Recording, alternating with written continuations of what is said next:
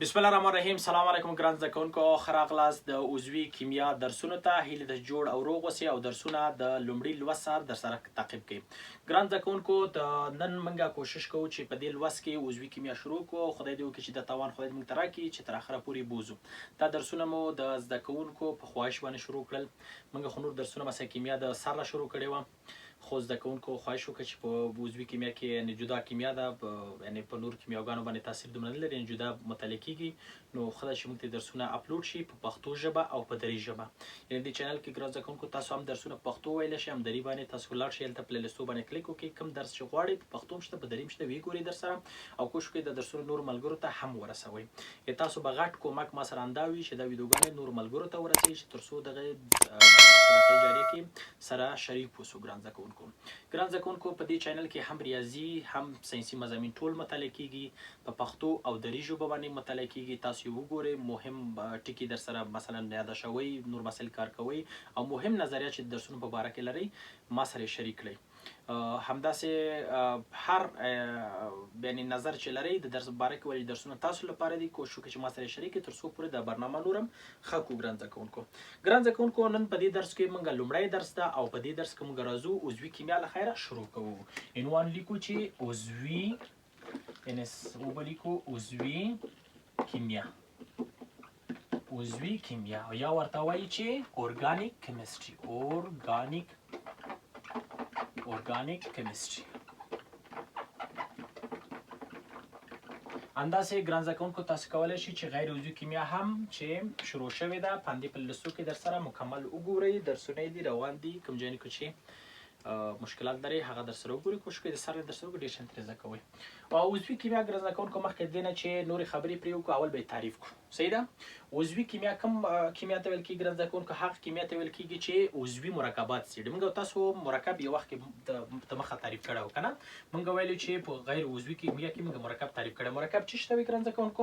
کله چې دوه یا څو عناصر یو بل سره یو ځای کېږي په یو خاص وزني او حجمي ثابت نسبت سره او نوي مواد په نوي خواص سره جوړوي، یعنې مواد لومړي خواصونه له لاسه ورکوي او نوي مواد جوړوي. همدغې ته موږ چې ویلې مرکب ویلې، چې دا مرکب موږ په دوه برخو ویشلی و ګران زده کوونکو.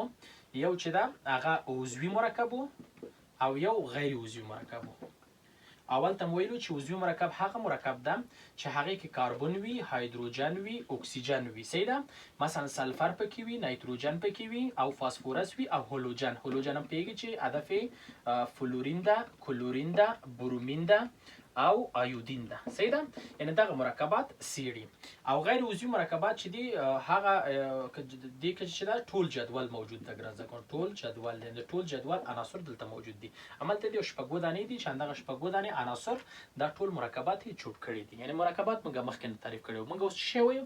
غیر عضوي کیمیا یا ارګانیک کیمستري. کومه کیمیا ده؟ هغه کیمیا ده چې هغه عضوي مرکبات څېړي.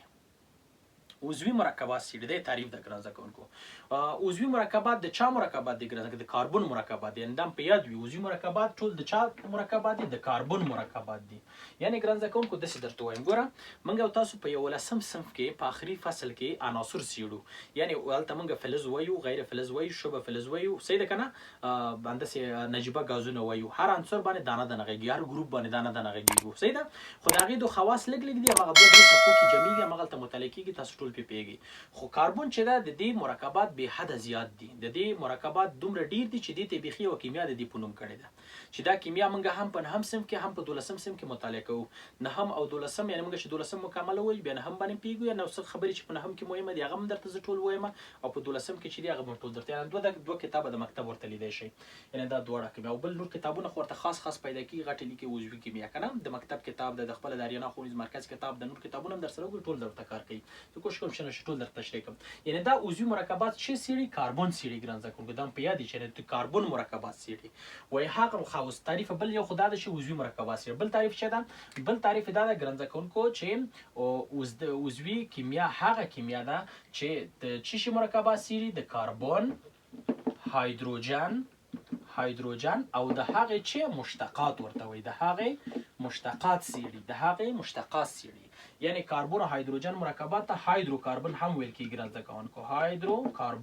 هایدروکاربن وبخښئ، هایدروکاربن کاربن یعنی هایدروکاربن ګرانزه کوونکو د هایدروجن او کاربن مرکبات چې هایدروجن کاربن سره یوځای کیږي مرکبات جوړي لکه مثلا میتان الکانونه جوړي الکینونه جوړي کنه الکاینونه جوړي اروماتیک مرکبونه جوړي دا شین جوړي سیده او د هغه مشتقات چې بعض یعنی کاربن هایدروجن نه بغیر هم بعض مرکبات پکې راځي لکه اکسیجن چې راځي هغه ته اکسیجن دار مشتقات ویل کی یا فاسفورس دار مشتقات یا نایتروجن دار مرکبات یا هالوجن دار مرکبات کنه مشتقات دا پکې راځي او دا هم سیړي یعنی منګه وایي چې عضوي مرکبات عضوي کیمیا هغه کیمیا ده چې د کاربن او هایدروجن مرکبونه او د هغه مشتقات یا هایدروکاربنونه او مشتقات چې کی تر څېړنې لاندې نیسي دا تعریف شو ګران زده کوونکو منګه د یو حیوان او په نبات کې چې څه مواد دي هغه په عضوي مرکباتو کې څېړل کیږي یا عضوي کیمیا کې هغه څېړل کیږي ولې چې دا د ژوندي موجوداتو کیمیا ده او د ژوندي موجوداتو ټول مرکبات څېړي صحیح ده یعنی په حیوان کې ده که موجود هغې کې ده نبات کې ده څه مواد چې هغې په داخل کې دي دا ټول دلته چې کوي څېړي دی باندې پوه شو انشاءالله تعریف هم ورته زده کړه اوس به راشو ګران زده کوونکو چې د مرکب اهمیت وپېژنو کوم مرکب ډېر اهمیت لري وبلیکو کوم مرکب ډېر اهمیت یا ارزښت لري ګران زده کوونکو وبښئ چې زما پښتو چې ده دا د کابل پښتو ده یعنی موږ زیاتره درسونه دلته چې ته ثبتوو نو د دري ثبتوو یعنی دري درس ورکومه نو دې لپاره بعض لغتونه شاید د پښتو دري پکې ګډوډ شي چې دې ته متوجه انشاءالله تاسو هم غلطي زما مه نیسئ کوشش وکړئ هماغه هدف ترېنه واخلئ نو دلته د ژبې درس نه ده زه کوشش ډېر کوم چې پښتو هغه ښکاره پښتو تاسو ته ووایم خو بعض لغات بیا هماغه وخت کې ترجمه یې راسره نه وي یا زه نه جوړېږي راته زر یې بیا هماغسې که دري باندې رانه وشو نو بښنه کوئ کوم مرکب ګران زده کوونکو ډېر ارزښت لري عضوي مرکب ډېر ارزښت لري که غیر عضوي مرکب ارزښت لري صحیح ده نو موږ دلته اهمیت باندې غږېږو اول په غیر عضوي صحیح ده غیر عضوي دلته موږ غیر عضوي مرکب لرو غیر عضوي مرکب او دلته عضوي مرکب لري زموږ په ژوند کې عضوي مرکب ډېر مهمه ده که غیر عضوي مرکب ډېر مهمه ده ګران زده کوونکو په فرانسې کې په کال 1915 میلادي کې یو سروې وشوه او په دې سروې کې دوی غوښتل چې پوه شي چې عضوي مرکبات زموږ په ژوند کې ډېر اهمیت لري که غیر عضوي مرکبات ډېر زموږ په ژوند کې اهمیت لري نو دې لپاره دوی لاړل ټول دکاندارانو ته ټول هماغه فابریکو والا ته ټول شرکتو ته یې ویلې چې تاسو کوم مرکبات چې خرڅوئ دا مرکبات در سره یادداشت کړئ چې عضوي څومره خرڅوئ غیر عضوي څومره خرڅوئ څه وخت بعد موږ راځو تاسو نه پوښتنه کوو د سروې بیرته جمع هماغه و چې یو کال بعد راغلل د دکاندارانو نه د شرکتونو ټول نه بیرته پوښتنه وکړه چې تاسو عضوي غیر عضوي څومره خرڅ کړي دي هغې یادداشت موږ ته راکړئ نو دا یادداشت چې دوی کله واخیسته په هماغه کال کې په فرانسې کې عضوي مرکبات چې 1.85 میلیارده فرانکه خرڅ شوي ول او غیر عضوي مرکبات چې خرڅ شوي هغه 250 میلیارده فرانکه خرڅ شوي ول نو دې نه معلوم شول چې زموږ په ژوند کې عضوي مرکبات ګران زده کوونکو ډېر مهمه دي نو دې لپاره د دې کیمیا زده کول موږ ته ډېر اړین او ډېر مهمه دي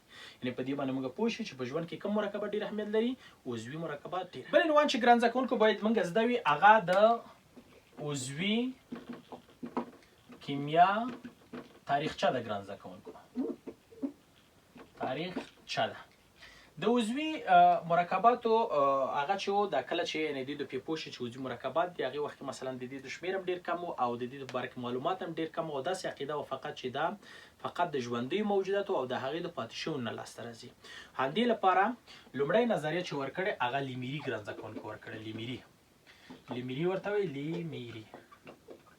لیمیري ورته وایي په کال تقریبا 1655 میلادي کال کې دې نظر ورکړ او دې داسې نظر ورکړ چې ټول مرکبات په دوه ډوله دي یعنې مرکبات دې ویلې په څو ډوله دي په دوه ډوله مرکبات په دوه ډوله دي یا به مرکب عضوي وي یا به مرکب غیر عضوي وي غیر عضوي به وي یعنې مرکب په څو ډوله شو دوه ډوله یعنې مرکب چې لاسته راځي او مرکب چې لیدل کېږي یا په څو ډوله دوه ډوله یا به عضوي یا غیر عضوي چې عضوي ګران زده کوونکو هماغه ژوندی موجودات یعنې یا به حیوان پورې اړه لري یا به نبات پورې اړه لري یا به د دې پاتې شوني وي یعنې دې نه به لاسته راغلي وي او یو چې دا معدني مرکبات به وي معدني مرکبات معدن او دې شیانو کې پیدا غیر عضوي مرکبات چې مخکې مو پوه کړو چې عضوي غیر عضوي څه معنا ورکوي دا د دې نظر په کال 1655 میلادي کال کې دا نظر دی ورکړی و بل نظر چې ګران زده کوونکو من سره راغی هغه نظر د لاوازیا نظر ده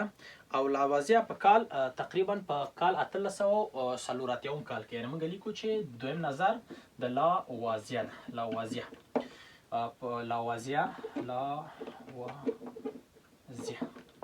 لاوازیا نظر د ګران زده کوونکو چې دې نظر په کال 1940 میلادي کال کې دې نظر ورکړ او په دې کال کې دی ویل چې د دې اول د لیمري نظریه تایید کړله چې دې کوم نظریه ورکړي چې عضوي مرکبات په دوه ډول دي، یو عضوي او بل غیر عضوي، یعنی مرکبات په دوه ډول دي. دا نظر صحیح ده، خو زه لږ مخته وړم، یعنی لاوازیا لږ نورم مخته وړي. له څه مخته وړي دی ویل چې عضوي مرکبات او عناصر زه پیژنم، یعنی عضوي مرکبات د کوم عناصر نه جوړ شوي دا زه پیژنم. هغه څوک هغه دی ویل چې دا هغه کاربن ده، یعنی عضوي مرکبات، یعنی مرکب په دوه ډوله ده، عضوي غیر عضوي. عضوي چې د کاربن څخه هایدروجن، اکسیجن، مثلا نایتروجن، سلفر، فاسفورس او هلوجنو څخه منځته راغلی ده. صحیح ده، یعنی د عضوي مرکباتو عناصر بیان کړل چې همدغه ته موږ عضوي عناصر هم ویلی شو. ګران زده کوونکو عضوي عناصر همدې ته ویل کېږي. عضوي یا ورته چې وایي ارګانیک element ورته وایي، element یا ورته ارګانوجن هم وایي، ارګانوجن. صحیح ده، دا ورته ویل کېږي چې دې عناصر ته عضوي عناصر وایي چې عضوي مرکبات کې همدا موجوده. مهمترین عنصر پکې څوک دی ګران زده کوونکو؟ هایدروجن ده، یعنی شرط اصلي یا د عضوي مرکباتو د ملا تیر چې ده هغه چې ده کاربن ده. ټول عضوي مرکبات هغه موږ ورته ویلی شو چې کاربن ځان کې ولري. د عضوي مرکباتو رئیس چې ده هغه څوک ده؟ کاربن. بیا وزیر پکې څوک ده؟ هایدروجن. او بعد دغه رئیسان نور، یعنی نور واړه رئیسان چې دي، نور خدمتکاران چې دغه لکه اکسیجن، نایتروجن، سلفر، فاسفورس، هلوجن هم دا خلک دي. صحیح ده، یعنی مهمه موږ ته څوک ده؟ کاربن ده. صحیح ده، دا د لاوازیا بیان کړل. څه وخت بعد ګران زده کوونکو بل عالم راغی، هغه د برزیلیوس په نوم یو عالم و، سویډني عالم و او دی نظر ورکړه. صحیح ده، وبلیکو برزیلیوس په کال 1800 کال کې میلادي کال کې دی نظر ورکړه او ډېر یو پوچ نظر یې ورکړه. او د دې دا نظر و چې موږ فقط او تنها کولی شو عضوي مرکبات د ژوندیو موجوداتو نه لاسته راوړو، یعنی د حیوان او نبات نه لاسته راوړو، د حیوان او نبات نه او د هغې پاتې شون نه، نور نشو کولی چې غیر عضوي ته واړو. دا کار موږ نشو کولی. یعنی دې نظر داسې و چې د دې حیاتي قوه ورته وایي، د دې نظریه حیاتي قوه وه یا ویټالیزم ورته یا ویټل فورس ورته وایي، ویټل فورس ورته ویل کېږي ګران زده کوونکو، ویټل فورس یا ویټالیزم نظر. یعنی دی ویل چې موږ نشو کولی د یو غیر عضوي نه عضوي جوړ کړو، یعنی فقط د حیوان نه موږ لاسته راوړی شو او نبات نه لاسته راوړی شو، نباتات حیوانات نه لاسته راوړی شو. غیر عضوي مونږ نشو کولای چې عضوي ته یې بدل کړو. نو دا نظریه باعث د دې شوه ګران زده کوونکو چې په هماغه وخت کې کیمیا ودروي. کیمیا ودري په دې معنی یو څو لابراتوار چې جوړ شوي ول او کار په دې کوي چې دغه عضوي مرکبات مهمه دي او دې نه مونږ غیر عضوي نه عضوي جوړ کړو. نو هغه لابراتوارونو ته ټول قلب قلفونه واچول چې دا عادي سړی نه و، دې چې کله نظر وکړو ټول د دې په نظر باندې باور وکړه او خلکو خپل کار ودروه. نو هماغه و چې څه وخت لپاره عضوي کیمیا ودرېده او کوم مرکبات چې ول خلک هماغه عضوي یعنې ژوندي موجودات پسې شول چې ژوندي موجودات نه یې لاسته راوړو. تر هغې پورې چې ګران زده کوونکو د عضوي کیمیا قهرمان یا اتل فریدریک اوهلر ورته، فریدریک اوهلر یا ورته وایي اوهلر. دی عالم نظر ورکو او دی عالم په کال 1828 کال کې تقریبا 1828 کال کې 1828 میلادي کال کې تقریبا 21 کاله بعد د برزیلیوس څخه نظر ورکو او د لومړي ځل لپاره د یو غیر عضوي مرکب نه عضوي مرکب جوړ کړ. یعنی د دې نظر ختم کړ، د دې نظر چې ختم کړ. یا خو دې فریدریک اوهلر ته دا نظر د دې بیخي رسېدلی نه و. صحیح ده، بیخي رسېدلی. مثلا هغې په داسې یو ځای ژوند کوم، داسې یو کلي کې ژوند کوم چې د دې نظر بیخي هغې ته رسېدلی نه. هغې وخت تلویزیون نه و، فیسبوک به نه و چې هغې ته خبر ورسېږي چې داسې یو نظر ده، کنې هغې قلف ورته اچوه یا ځان سره کومه مفکوره لرو ده او هغې باندې ډېر کار وکړه تر هغې پورې چې دې وتوانېده چې یو غیر عضوي مرکب نه شي جوړ کړي عضوي مرکب جوړ کړي او د لومړي ځل لپاره جهان ته وښیي چې دا کار کیږي. کله چې دا کار کیږي بعد دغه نه علماو شروع کړه او دا مرکبات جوړ کړل. دا کار سره هم وکړه یو مرکب چې ګرانزه کوونکو امونیم سیانت ورته وایي NH4 ده یعنی NH4 او سین داسې یو مرکب ده. دې ته حرارت ورکړه تودوخه ورکړله او د یو عضوي مرکب ته بدل کړ یعنی NH2 دانې CO چې دې ته امونیم ایزو سیانت ویل کیږي. یا مشرف فرمولې چې دا ګرانزه کوونکو د سده چې NH2 رابطه C2 رابطه O رابطه NH2 دغه سده فرمولې ده چې دې ته امونیم ایزو سیانت هم ویل کیږي. یا عضوي نوم چې ده ګرانزه کوونکو یوریا ورته ویل کیږي. یوریا یو عضوي مرکب ده او د لومړي ځل لپاره فریدریک اوهلر د غیر عضوي مرکب څخه جوړ کړ. کله چې دا جوړ کړ خلک په دې عقیده شول چې نه موږ کولی شو غیر عضوي مرکب د عضوي مرکب نه لاسته راوړو. بعد د هغې نه خلکو کار وکړ استه د دې شمېر ډېر کړ چې یو د هغې نه یو عالم نومېده د کولمب په نوم ګرانزه کوونکو کولمب نظریه هم ښه ده چې موږ ځان پرې پوه کړو. کنې بعد د هغې نه موږ ته مهم اول کس چې کوم کار وکړ هغه موږ ته ډېر مهمه ده. د ساینس او ریاضیاتو دې برخو کې چې څوک اول کار کوي هغه مهمه د هغې نوم لیکل کېږي. بعد د هغې نه څوک کار کوي مهمه نه ده. خو کولمب هم د هماغه وخت کې زر کار وکړ لږ نور هم مشهور شو. یعنې اول قدم دې کېښوده. خلک لږ شکي ول. کله چې کولمب نظر ورکړ خلک بیخي متیقن شول چې موږ د غیر عضوي نه عضوي جوړوی شو. دې سره هم وکړم د یو مرکب د میتایل سیانت ورته وایي. میتایل CH3 رابطه اوسین د دې مرکب نه دی راواغسې د پوتاشیم پرمنګنیټ سره تعامل وکړه KMnO4 دې سره تعامل وکړه. کله چې دې سره تعامل وکړه حرارت ورته ورکړه دې نه چې جوړ شو اول خو پوتاشیم اسیټیټ جوړ شو CH3 رابطه COO دا جوړ شو د منګنیز اکساید جوړ شول او جمع د نایتروجن مونوکساید جوړ شو. یعنې د مرکبات جوړ شو. بیا راواغسې د پوتاشیم هغه چې پوتاشیم اسیټیټ د HCl یا هایدروکلوریک اسید سره تیزاب سره تعامل ورکړه یعنی CH3 رابطه COO د HCl سره تعامل ورکړه. صحیح ده.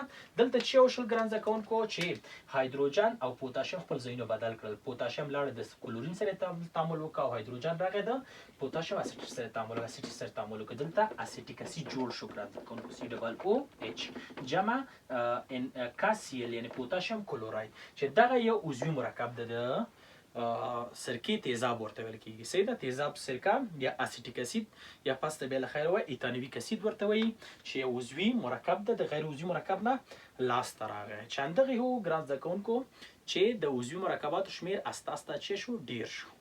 یعنې مخکې نظر دا و چې دا کار نه کېږي. بیا بعد دغه نظر بدل شو. علماو کار وکړه استه د عضوي مرکباتو شمېر یې ډېر کړه. سره هم ګرانزه کوونکو چې په کال 1880 میلادي کال کې د عضوي مرکباتو شمېر تقریبا 1200 دانې و. یعنې هغې وخت کې 1200 دانې موجود ول چې حساب یې نیولی و یا د دې نه څخه ډېرو 1200 دانې. خو 100 کاله یا د هغې نه لږ ډېر وخت چې تېر شو یعنې 1998 میلادي کال کله چې سروې وشوه د دې د عضوي مرکباتو شمېر د 20 میلیون نه هم ډېر 20 میلیون نه هم شمېر ډېر شوی و. صحیح ده چې د کانکور سوال هم ده چې په یاد وي 20 میلیون نه ډېر د شمېر هغې وخت کې. اوس خو بیخي ډېر شوی دی. اوس خو داسې نظریه ده ګرانزه کوونکو چې په هره ثانیه کې عضوي مرکب په دنیا کې 18 دانې جوړېږي. یعنې هره ثانیه چې موږ تاسو باندې تېرېږي په دنیا کې 18 دانې عضوي مرکبات جوړېږي چې خلک یعنې کار کوي زحمت باسي. او موږ تاسو ویډیو یو دغه شیان چې دلته لیکل شوي دا هم نه زده کوو او هغه خلک نوي شیان جوړوي. صحیح ده. نو په دنیا کې دومره تغیرات راځي. یعنې عضوي مرکبات بیخي بله خبره ګرانزه کوونکو چې موږ باید زده وي هغه دا ده چې د عضوي او غیر عضوي مرکباتو یا مرکبونو توپیر ده ګرانزه کوونکو. څه توپیر لري؟ عضوي مرکبات او غیر عضوي مرکبات څه فرق لري؟ موږ چې کله وایو چې یو عضوي مرکب لرو بل غیر عضوي نو دا عضوي او غیر عضوي څه فرق لري؟ راځئ چې په فرقو یې ځان پوه کړو. زه بعض فرقونه دلته درته وایم کوشش کوم چې انشاءالله ډېری درته ووایم تاسو درسره نوټ کړئ او بعضې فرقونه چې بعضې کتابونه تاسو مطالعه کوئ چې زما ذهن ته رانشي تاسو یې هلته بیا هغه وګورئ. درسره فرقونه خو ډېر دي خو دا یو کې مې هغه بل کې مې دا ځمکه او اسمان د فرق کوي که نه. نو خو بعضې فرقونه مشهور به یې درته ووایم چې تاسو درسو کې درسره کومک وکړي. اول فرق ګرانزه کوونکو څه شی ده؟ لومړی فرق چې عضوي غیر عضوي لري. په عضوي مرکباتو کې د کاربن او هایدروجن شتون لازمي دی. په عضوي مرکباتو کې باید کاربن او هایدروجن حتمی موجود وي. یعنی یو مرکب هغه وخت عضوي دی چې کاربن هایدروجن ولري. یعنی کاربن خو بیخي 100% ده پکې، که هایدروجن هم نه لري هغه استثنا ده، بعض وختو کې نه مشکل نشه، خو کاربن 100% ده پکې. په غیر عضوي کې بیا مهمه نه ده ګران زده کوونکو چې کاربن باید وي یا هایدروجن باید وي. صحیح ده، هر څوک راتلی شي، مثلا کاربن لري که سلفر راوړه، فاسفورس راوړه، بل راوړه، غیر عضوي کېدای شي، اما عضوي د خاصیت نه مني، کاربن هایدروجن پکې حتمی ده. دویمه خبره ګران زده کوونکو دا ده چې رابطه باید څه رقم وي؟ اشتراکي رابطه وي. په عضوي مرکباتو کې رابطه څه رقم ده؟ اشتراکي رابطه ده، یعنی کولانت رابطه ده، باید الکترونونه شریک شي یو بل سره. اشتراکي چې په غیر عضوي کې دا مطلع کېږي اشتراکي رابطه، اما په غیر عضوي کې چې دا ګران زده کوونکو رابطه به چې برقي یا ایوني رابطه ده. دلته رابطه چې وي اشتراکي وي. درېیمه خبره ګران زده کوونکو چې هغه دا ده چې عضوي مرکبات چې دي په اوبو کې نه حلیږي.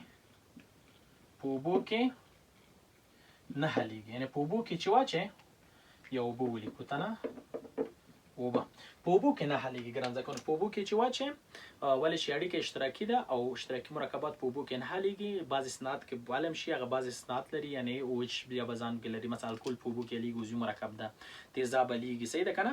نو هغه ځان ته علتونه لري، هلته به ووایو بیا. خو دا په یاد چې په اوبو کې عضوي مرکبات ډېری یعنې اکثرا د دوی نه حلیږي، اما غیر عضوي مرکبات چې دي په اوبو کې حلیږي، د اوبو کې د حلیدو خاصیت لري. څلورمه خبره ګران زده کوونکو چې موږ دلته باید ووایو چې عضوي مرکبات چې ده هایدرولیز نه کېږي. هایدرولیز نه کېږي، یعنی په دې معنا په د اوبو کې د تجزیې وړ نه ده. د بل هایدرولیز هم نه کېږي، الکترولیز هم نه کېږي، یعنی د برق په واسطه هم موږ دا نشو تجزیه کولی. او د آیونایزیشن خاصیت هم نه لري. آیونایزیشن په دې معنا ګران زده کوونکو چې آیونو ته بدل شي، آیون ته مثبت منفي آیونونه جوړ کړي. یعنې کله چې موږ عضوي مرکب قیچي کو یا مات کو یا فرض مثال تجزیه کو، آیونایز کو، نو دې دو تجزیه کو، نو دې دو بیا آیونو ته نه بدلیږي، یعنی د آیونایزیشن خاصیت نه لري. دا خاصیت په دې دو کې نشته، اما غیر عضوي مرکباتو کې شته. غیر عضوي مرکبات هم هایدرولیز کېږي، هم الکترولیز کېږي، هم د آیونایزیشن خاصیت لري. صحیح ده. پنځم خاصیت چې ده ګران زده کوونکو هغه دا ده چې د عضوي مرکباتو کثافت چې ده د 1 ګرام پر سانتي متر مکعب څخه کوچنی ده، کم ده، د کم ده، یعنی یو نه به کم وي، د یو نه کم ده. همدې لپاره اوبو کې چې واچې د اوبو په سر کې سر ته راځي، لاندې نه ځي که نه، ولې چې د اوبو کثافت یو ده او د یو څخه لږ ده، کوچنی ده. او نور مرکبات چې دي بیا د هغې کثافت غیر عضوي مرکبات کثافت چې ده د یو څخه ډیر ده. بله خبره شپږمه دا ده چې د عضوي مرکباتو کتله ډیره لوړه ده ګران زده کوونکو. کتله یې چې ده ډیره لوړه ده، مثلا ولې چې د شمیر د کاربونو په کې بعضو کې ډېر، یعنې 1000 دانو 2010 دانو ته رسېږي کاربن شمیر. همداسې نور مرکبات هم پکې بیا د دې دو کتلې غټې غټې راځي. اما غیر عضوي مرکبات چې دي هغې دو غټ غټ نه دي، نو کتله یې چې راځي کوچنۍ راځي. مثلا که یو ګلوکوز په نظر کې ونیسو، ګلوکوز کتله اوس لاتیا ده، صحیح ده، ډېر غټ عدد ده. نور مرکب همدغسې ډېر غټ راځي. نو دلته په یاد چې دا خاصیت ده. اووم خاصیت چې ګران زده کوونکو موږ دا وایو چې دې خاصیت عضوي مرکباتو کې تعامل سرعت چې ده ګران زده کوونکو ډېر ټیټ ده. عضوي مرکبات چې دي په اسانۍ تعامل نه کوي، ډېر په سختۍ تعامل کوي. صحیح ده، په سختۍ تعامل کوي. اما غیر عضوي مرکبات چې رابطه ایوني ده زر تعامل کوي، د دې تعامل ډېر ضعیفه ده. نو د دې تعامل چې ده ضعیف ده، هغې تعامل چې ده تیز ده. او عضوي مرکب په اسانۍ تعامل نه کوي. اتم چې ده تودوخه ده ګران زده کوونکو. تودوخه ګران زده کوونکو د عضوي مرکبات چې دي د تودوخې په مقابل کې مقاوم نه دي، یعنی تودوخه ډیر زر د دې حالت تغییروي، ډیر زر یې خرابوي. اما غیر عضوي مرکباتو باندې تودوخه تاثیر نه لري زر، یعنی ډیر حرارت به ورکوي بعد د هغې نه تغییر پکې راځي. غیر عضوي مرکبات ډیر زر، عضوي مرکبات ډیر زر تودوخې مقابل کې خپل ځان ته لاسه ورکوي. نهم خاصیت چې دی، نهم فرق چې ده هغه ګنده کېدل دی. ګنده کېدل یعنی خرابېدل. عضوي مرکبات ګران زده کوونکو په یاد وي چې د باکتریا یا میکروب په واسطه باندې ډېر زر خرابېږي. عضوي مرکبات چې مثلا کېږي، مثلا دیګ داشن چې موږ پخوو، دا ټول عضوي مرکبات دي. مثلا نن سبا پورې ګورئ تاسو چې خراب شوی، بعد دې لپاره ډاکټران وایي چې تاسو کله چې ډوډۍ پخوئ یا قطخ پخوئ، دا نو تاسو یو وخت لپاره تیار کړئ، هغه وخورئ، بیا بل وخت لپاره تازه تیار کړئ. په دې چې تر هغې وخته پورې رسېږي، په باکتریاوې دې کې تغیرات راوړي او پکې یعنی خپل رشد نمو ته ادامه ورکوي او باعث د مرضیانې کېږي. نو دې زر زر کله ګنده کېږي. او غیر عضوي د ګنده کېدو خاصیت نه لري، یعنی هغه پې تاثیر نه لري، میکروب پې تاثیر نه لري. یو لسم خاصیت چې ده ګران زده کوونکو هغه دا ده هغه چې دا عضوي مرکبات چې ده شمیر ډیر ده، شمیر چې ده ګران زده کوونکو سخت ډیره ده. موږ څومره وایو د 20 میلیونو نه عین په کال 1998 میلادي کال کې دا خبره، اوس خو بیخي شمیر ډیر شوی ده. یعنی یو مرکب وګورئ چې 20 میلیون ډولونه لري. نو دې لپاره دا خاصیت هغه ده. د 11م خاصیت دا ده ګران زده کوونکو چې دې خاصیت چې ده خاصیت ایزومری خاصیت او پولیمری خاصیت لري. ایزومری خاصیت او پولیمری خاصیت. ایزومری یعنی په دې معنی یو عنصر په څو شکل پیدا کیږي، او پولیمری په دې معنی چې واړه یو ځای کې غټ مرکبات جوړي. دا خاصیتونه په دې کې لیدل کیږي، اما غیر عضوي دا خاصیت نه لري. غیر عضوي پولیمر او ایزومر دا خاصیتونه. 12مه خبره ګران زده کوونکو دا ده چې دا مرکبات چې دي عضوي مرکبات چې دي ګران زده کوونکو برق، یعنی کله چې په اوبو کې واچي برق ځان نه لیږدوي، یعنی ځان د حدید حرارت نه دي، حادث برق نه دی، یعنی برق ځان نشي تیرولی. غیر عضوي مرکبات چې کله په اوبو کې حل شي بعد دغه نه برق ځان تیروي شي، دوی دا خاصیت نه لري. او بل خبره دا ده ګران زده کوونکو د جوش او د ذوب ټکی، د جوش او د ذوب ټکی په دې کې ډیر ټیټ ده. عضوي مرکبات چې دي د جوش او ذوب ټکی ټیټ ده، په دې چې رابطه ضعیفه ده، نو د زر ذوبیږي زر جوشیږي. او هغه چې د غیر عضوي مرکبات چې دي د رابطه قوي ده، نو د غلیان او د هغه چې ده د ذوبان ټکی چې ده جګ ده. یعنی دغه فرقونه ګران زده کوونکو په یاد وي. هیله ده چې پې پوه شئ او ځان سره نوټ کړئ. کوم چې باندې نه پوه بیا ویډیو سر نه کوي ویې ګورئ در سره. بله خبره ګران زده کوونکو چې باید موږ په فرقو باندې پوه شو، بله خبره چې موږ باید زده وي هغه دا ده ګران زده کوونکو یو مرکب څه وخت عضوي کیدای شي. یو مرکب چې موږ ته راکول کېږي ګران زده کوونکو موږ څه پوه شو دا عضوي ده که نه ده. یو مرکب څه علت ده چې دا عضوي ده؟ دوه علته دي ګران زده کوونکو. اول د څه شي، اوله خبره شتون د څه شي، شتون د کاربن او هایدروجن باید پکې وي. یعنی یو مرکب کې چې کاربن او هایدروجن نه وي هغه عضوي نه ده. اول شرط هم دا ده چې باید کاربن او هایدروجن پکې وي. او دویمه خبره ده چې اړیکه باید اشتراکي وي. اړیکه باید څه وي؟ کولانس یا اشتراکي اړیکه، چې دې لپاره چې دا خبر باندې ځان پوهېږي خو غیر عضوي کې ویل کېږي. یعنی پس هم درته تشریح کوم په درسو کې، خو دا درسونه اساسات د کیمیا دي هلته ویل کېږي. نو اشتراکي اړیکه او بل څه ده کاربن او هایدروجن، دا شتون باید وي چې دا مرکب موږ وایو عضوي ده. او بله خبره دا ده چې ولې عضوي مرکبات ډیر دي. علت د دې څه ده ګران زده کوونکو چې عضوي مرکبات ډیر زیات دي، شمېر یې ورځ پورې ډیریږي، هر ثانیې کې 18 دانې جوړیږي. دا ولې؟ دا ټول علتونه ګران زده کوونکو دي کې دوه دانې دي، دوه علت لري. اول علت دا ده ګران زده کوونکو چې د رابطه اړیکه چې ده اشتراکي ده.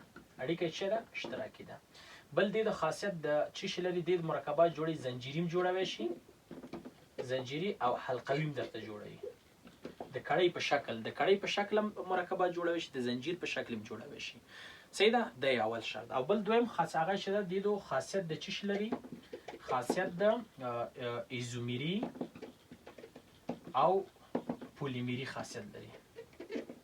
پولیمری خاصیت. ایزومری ګران زده کوونکو دا معنا ورکوي چې یو مرکب په څو شکلو پیدا شي، یعنی مالیکولي فرمولې پسې بیا وایو موږ ایزومری هغه حالت ته ویل کېږي چې د هغې مالیکولي فرمول یو رقمي او ساختماني فرمولې فرق وکړي. یعنی کله ساختمان وګوري بل شی ده او که یو ځای کوي بل شی ده، یعنی فرق کوي. ایزومری خاصیتونه دې کې ډېر زیات لیدل کېږي. او پولیمري په دې معنی چې واړه مرکبات یو ځای کېږي، غټ مرکبات جوړوي. چې پولیمر لخره بیا آخري فصل کې د عضوي کیمیا مکمل پې غږیږو، یعنی واړه مرکب مثلا دا یو مارکر دا بل مارکر دا د درې واړه یو ځای کېږي به یو غټ مارکر جوړي، یو بل مرکب درته جوړوي. صحیح ده؟